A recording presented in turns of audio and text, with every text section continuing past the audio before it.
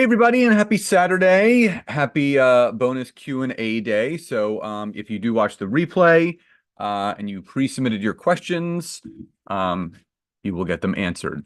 So first and foremost, congratulations to the 13 people that have joined Expert Authority this round.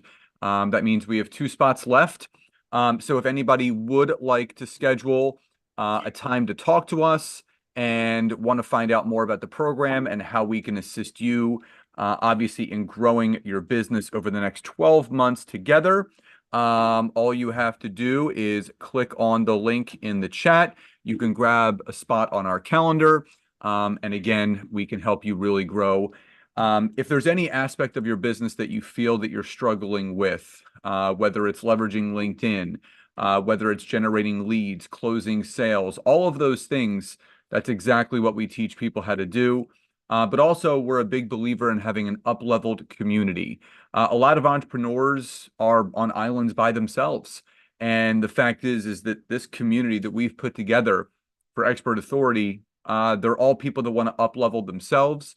They want to up-level their mindset. They want to up-level their money mindset, every aspect of their business. So not only do you get access to myself and Nancy, but you also get access to our entire community of game changers who are looking to do bigger and better things. So as a reminder, the doors to Expert Authority do close Monday, 9 p.m. Eastern Standard Time, the same time that the replays do come down. So you do have time to watch the replays, but also you can get on our calendars. So again, if you have any interest in even just learning about the program, seeing more of what it's about, please do visit the link that Nancy just dropped into the chat. Is that it? Yeah. Okay. That's for sure. So again, you can book a call, you can learn more, and obviously we would love to help you grow your business. But again, a big shout out and big congratulations to the first 13 people that have joined the next round of Expert Authority. We are so excited to work with you to help you grow and scale your businesses. So how we typically do this, we do round robin as far as there are, let's see.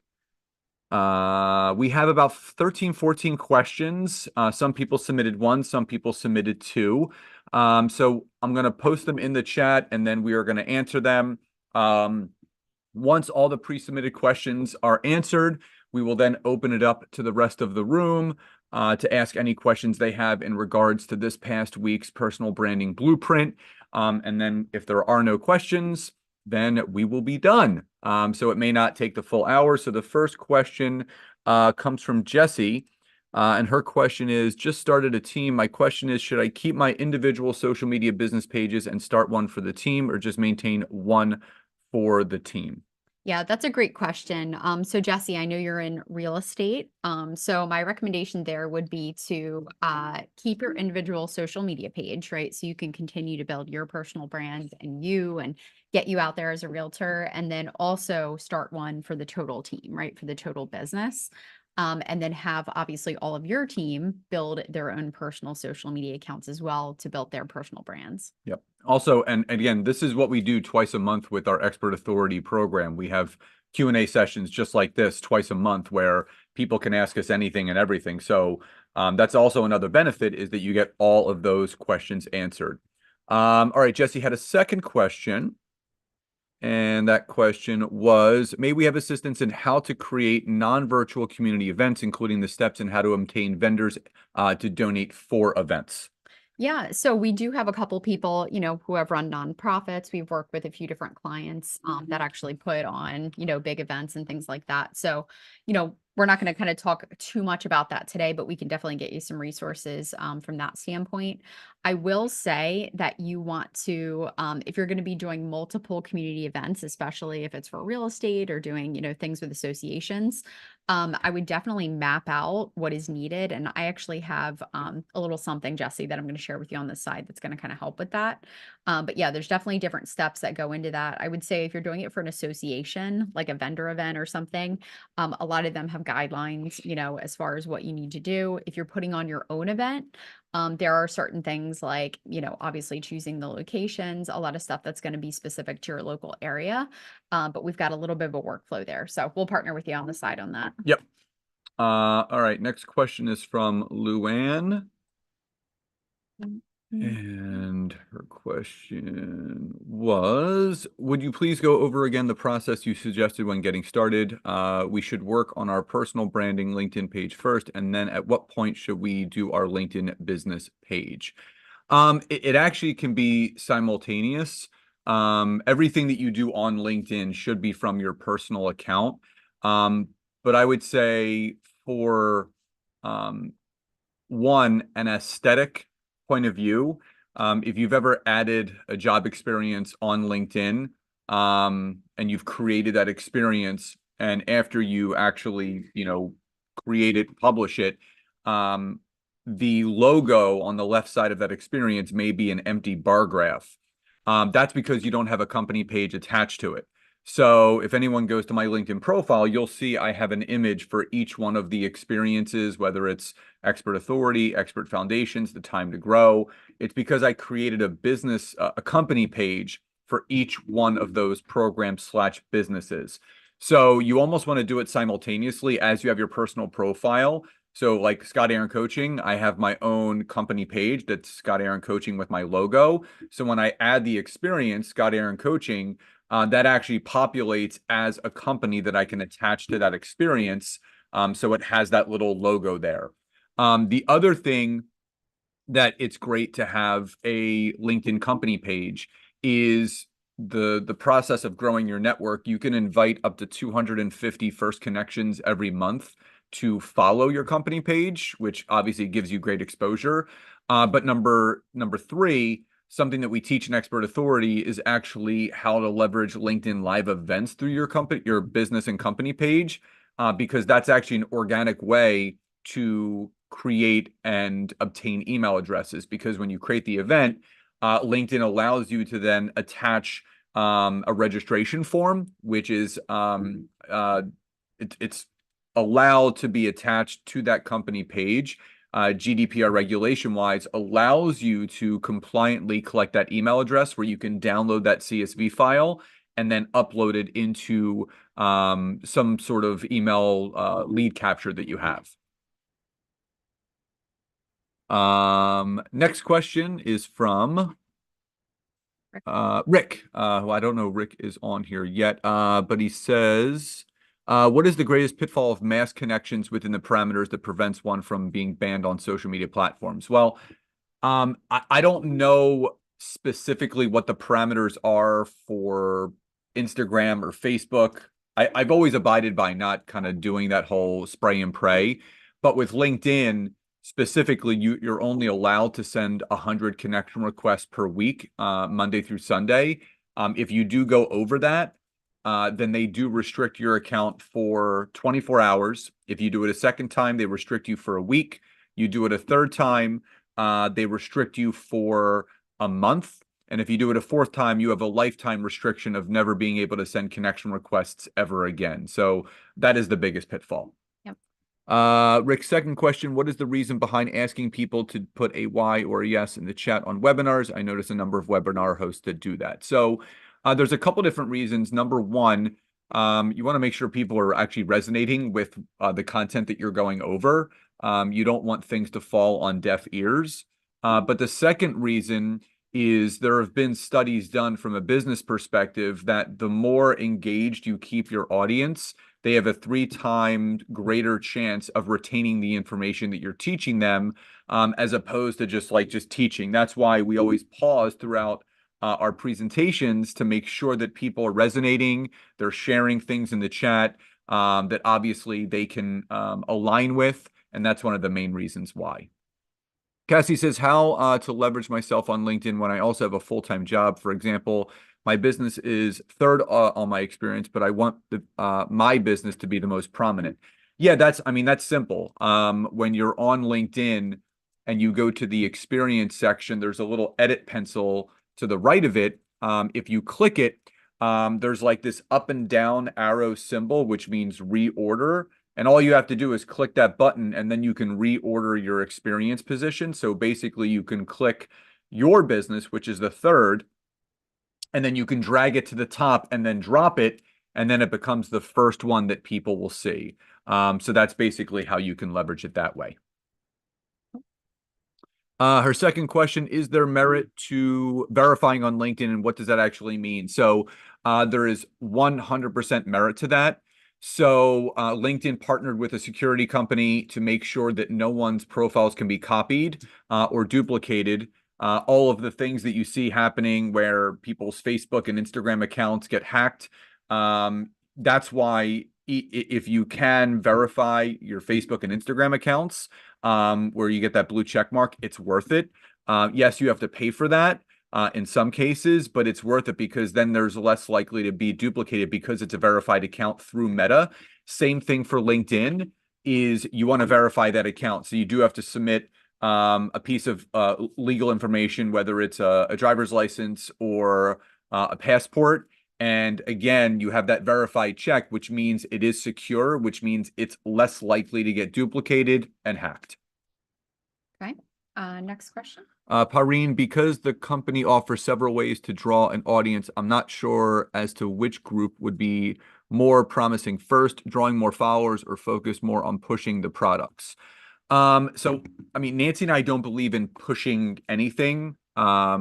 It's good to share what people do, but the most important thing in order to really grow any business is to have a captured audience and a captive audience. So bringing awareness and attention and visibility to what you offer, whether it's a product, a good, a service, a course, a membership, a program, that's first and foremost. So you want to build a network of ideal people that when they learn more about what you do, the sales process becomes that much easier because you've built a network around people that could benefit from what you're offering. So never go for the sale first. Go for the recognition of what you do and how you serve and help people, and then let the sales kind of take shape themselves. Should I be more interested in directing That traffic? was the same question. Oh, okay. Richard said, after making a connection and starting a conversation on LinkedIn, how do you ask for their phone number? I don't actually like asking for phone numbers just because I'd rather do things on Zoom. But I mean, it's personal preference, and basically, I believe that the answer is actually in that question. You just ask. A big thing that I've learned over my 25 plus years in sales is that you have to ask in order to get, or you have to ASK to GET. So if you want to ask someone for a phone call, you want to get on a call or a Zoom, you just ask them, would you be interested in hopping on a call or a Zoom? And they're either going to say one of three things. Yeah, that'd be great. No, not interested, or nothing at all. And that's how you can vet out those people. Great. Also from Richard. Is it better to concentrate on one content bucket for your weekly article, video, post, poll, or should you mix in all four buckets?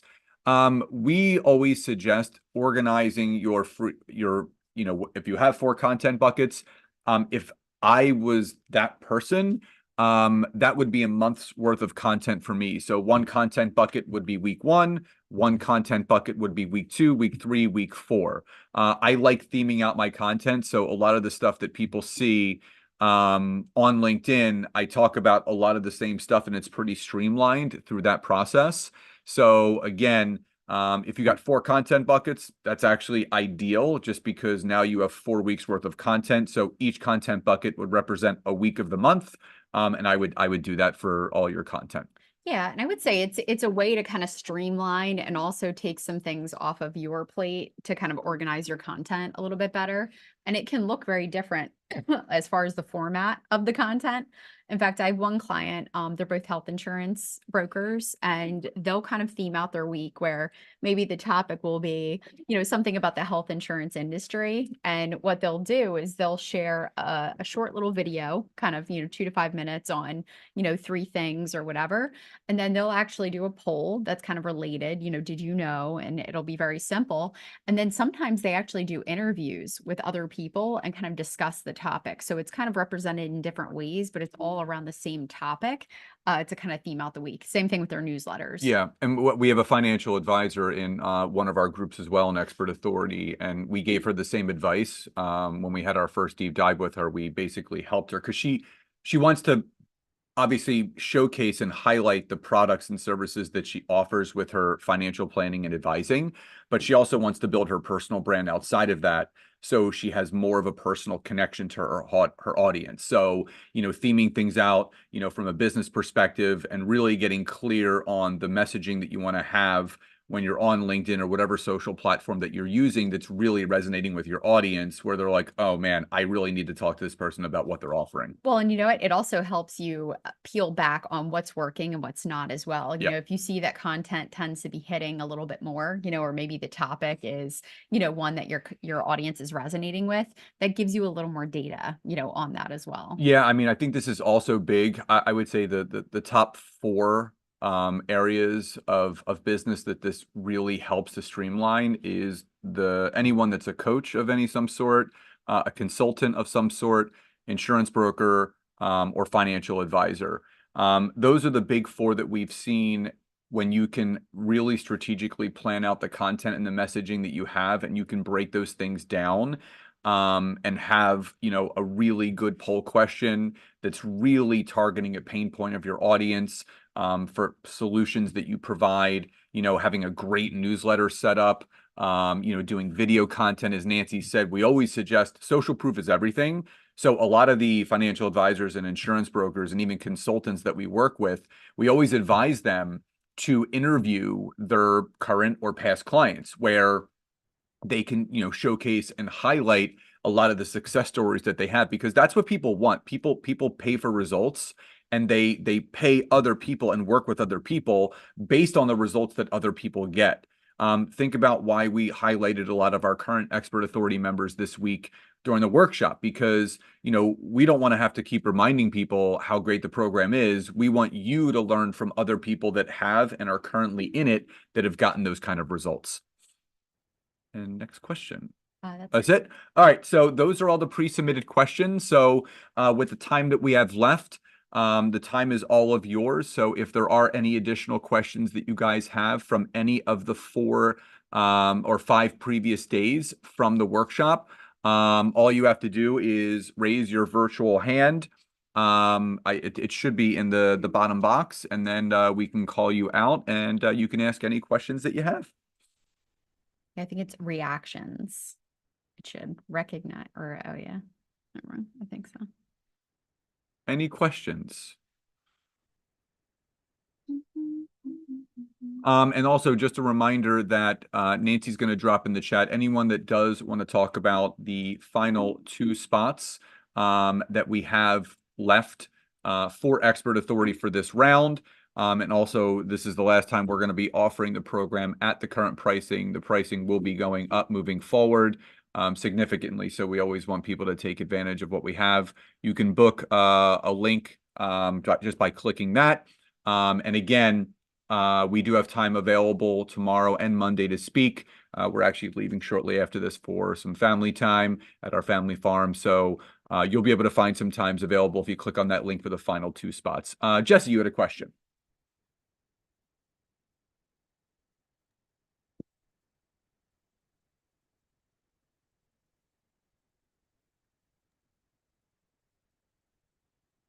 Jesse, are you able to unmute?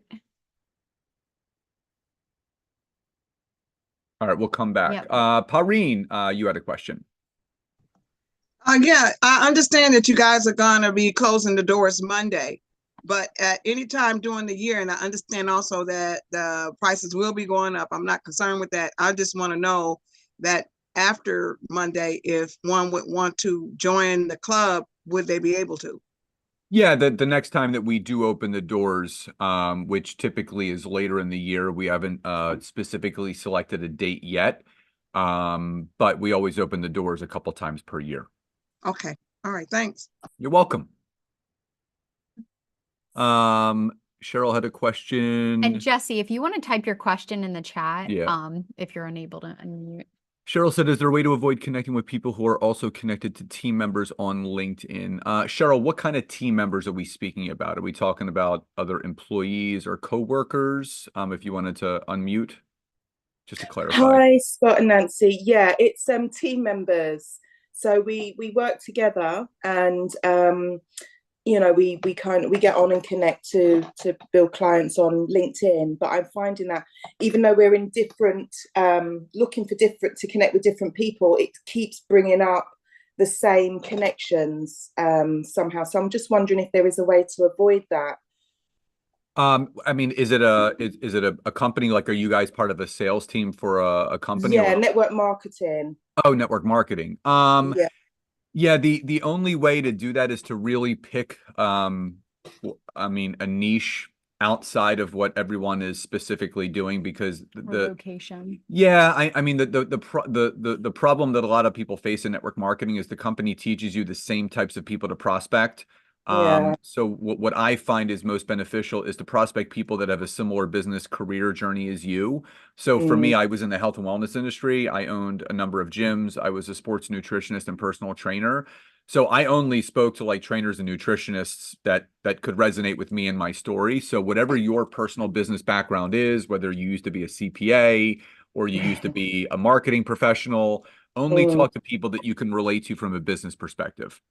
All right, okay. Yeah, we both worked together. That's how we joined. But yeah, I'm sure we'll find something that is niche to each of us. Yeah, thank Yeah, you. and Nancy also made the suggestion, connect by country. So when you're, Location. yeah, like if you want to build outside of the UK or Europe and you want to specifically build maybe in Canada or the US, just filter when you do your searches by location. So just pick different areas around the world. Well, yeah, almost like a real estate agent where you farm a certain area, maybe even having your team kind of break out and choose a certain location or an area. And do kind of like a marketing campaign, for each different location and area might help at least, with some of the overlap. Yep. Okay, great. Thank you so much. And You're I welcome. appreciate you guys.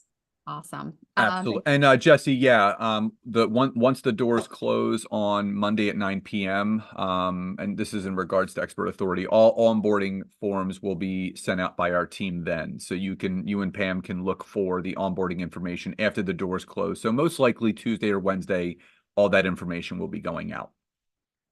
Awesome. Any other questions? Could be all things personal brand, social media, content, anything. Elizabeth.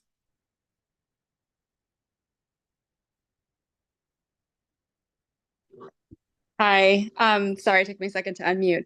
Thank you so much for this workshop. It's been great. Can you hear me? Yes. Yes.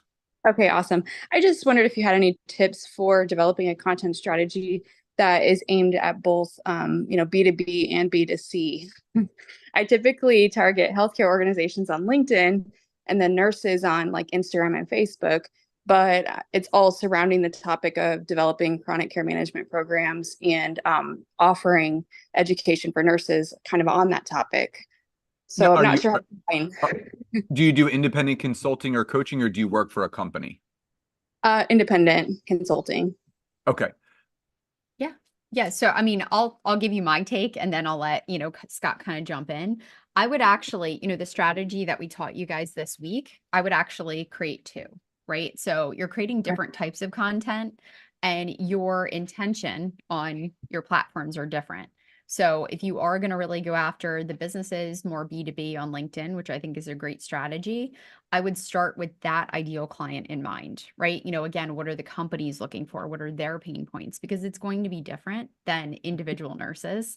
And then over here, with your Facebook, your Instagram strategy, I would, obviously start there with the heart of everything. So your content topics, you might have some that overlap, right? So some of that content could be probably duplicatable, but you might have certain things for nurses that might be a little different. So that would be my take on things. But even before you kind of branch out and do both, I would really make sure, and this is what we always teach, make sure you really hone in on one first and do all the things, get your workflow going. So even if you do really do all your efforts, first on LinkedIn, going after B2B, get that like a well-oiled machine. And I say usually do for like 3 months where you're like in the groove, you know who you're connecting with, you know, you've got like, you know, your 20-minute a day routine, you're getting all the content planned out for that. And then I would go ahead and then really attack, you know, the next, which would be Facebook and Instagram. Yeah. Okay, thank you so much. Yeah, it's exhausting doing both. So trying to Yeah, streamline. yeah. Yeah. The other thing I'll say is Teresa, who spoke on day 4. Yes, I know her. Oh Love yeah. her. So part of, you know, when she shared how she, you know, her income and everything skyrocketed, is one of the first things that we did with her when she joined Expert Authority is something similar, because she needed to segment her target markets, because she had, you know, nursing education and a program for that, but also she did continuing education for the nursing profession. So we had to help her segment those two different things. And once she had that clear content creation schedule, and the routine built into that, that's what allowed for a lot of the momentum to happen. Nancy mentioned this many times, you know, during the workshop, you can't see the label from inside the jar. So sometimes it's great to have, you know, 2 extra sets of eyes on what people's businesses are, because we have a lot of forms and stuff within Expert Authority that people can fill out, and the output is just incredible. And Nancy actually created a systematic workflow of taking some of the output from the forms that we have everyone fill out to create a marketing plan for people, to create a content strategy for people. So now you don't have to think about it. It's kind of built out for the entire year, and it becomes plug and play. But really honing in and focusing on one segment first to get that optimized. And that's the other big thing. We always remind people, social media is one part of your strategy, but you also have to think big picture. You know, what is the journey that I want to take this person on? So, you know, as a reminder to every single person on here, please take caution when building your business using LinkedIn, Facebook, or Instagram, any social media for that matter. We don't own those platforms. So if you don't have a way to get people from online to offline, you know, getting people into a CRM or an ESP, which is an email service provider, you're in a very, very, very dangerous place, and you need to make sure that you are creating that journey where people are getting moved more, you know, obviously offline. Yeah, and what I'll say too is, I mean, without going too in depth, I would probably have 2 separate segments, you know, on the back end, like Scott said, where, you know, the people you're connecting with on LinkedIn, right? You're dropping them into One kind of a bucket. flow and a journey, you know, as far as like email sequence, sales funnel. And then the people over here, the nurses, obviously they would have their own. But building those things do take a little bit of time, energy, and attention. And that's again why I say, you know, make sure the number one focus is getting the one locked tight, good to go. You got the workflow, you're pre-planning and pre-scheduling to give yourself some of that flexibility to build out the back end. Yeah, and the great thing is with those strategies, that's what really allows for what we focus on, which is reoccurring revenue. That's the big thing. We want to teach people all those specific things. Kayroon, you can unmute. Yes, thank you very much. So I would like to know from either one of you, I've had about 3 different MLM companies over the years. And prior to that, I had my own recruitment and HR business for like 10 years. And now I'm into coaching. So I just want to know, would you suggest that I rather close that account, because it keeps, you cannot remove it even if you're no longer with the MLM. It just says Kayroon started a new job. And I just feel that it looks so shady and wishy-washy. Are you talking about on LinkedIn? Yeah. Yeah, that's actually a security setting within your account. So if you go into your security settings on LinkedIn, you can actually turn off the notification when you do change something to your profile, like adding a position. You can actually just toggle that you switch off, where it doesn't notify your network that you've added a new position, so it doesn't look kind of shady. Okay. Okay, all good. And then the last thing I just want to find out, Nancy mentioned, how do I focus or target like only South Africa? How do you do that? Yeah, when you do a search on LinkedIn, Yeah. there's a filter that says location. Okay. And then all you have to do is you type in city, state, country, province, and then you select it, and then it'll refilter by that specific area. Oh, thank you. Thank you so much for that. Appreciate it. Absolutely. Absolutely. Anyone else with any questions? Mhm.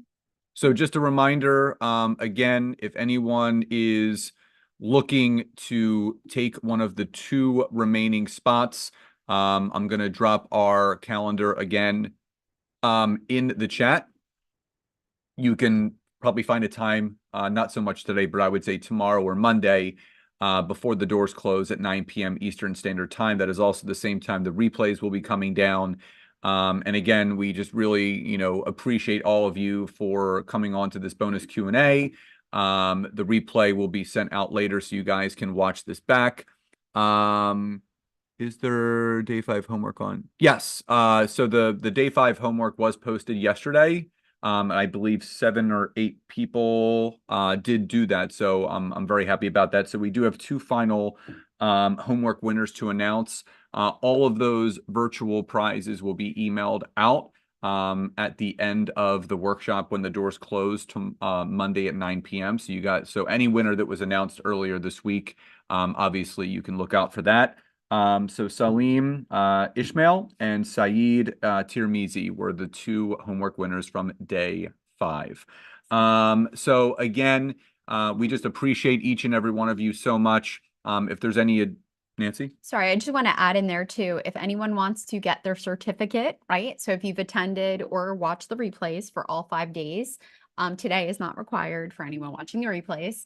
And then send an email to support@thetimetogrowth.com. Okay, it's where all the emails this week have been coming from. Just send us a recap of all your homework answers. And again, saying that I have attended the workshop, and we will go ahead, and our team's actually going to be putting together custom, right, with your name on it, certificates showing that you went through the personal branding training. Again, you can put this on your LinkedIn, you can put it on your website, you can do whatever you would like with it, but we will be sending that out this week by Wednesday. But again, we need those submitted and in by Monday in order for you to qualify. Yep. And, one last thing, as we mentioned, the doors close for Expert Authority Monday at 9 p.m. This is the final time we will be keeping the rates at this current price. The rates actually will be doubling the next time that we do open the doors later this year. So if you're looking to take advantage of the current pricing, obviously we do have 2 spots left.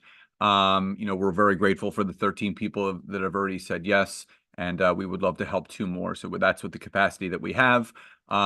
If not, then the next time that we do open the doors, obviously you're more than welcome to do that, but obviously it'll be at our new pricing structure. So we do hope that you found this week very helpful. Obviously take that action, and obviously we are both here cheering you guys on, and just want to wish each and every one of you continued success. So love and gratitude. Thanks for popping on to the bonus session.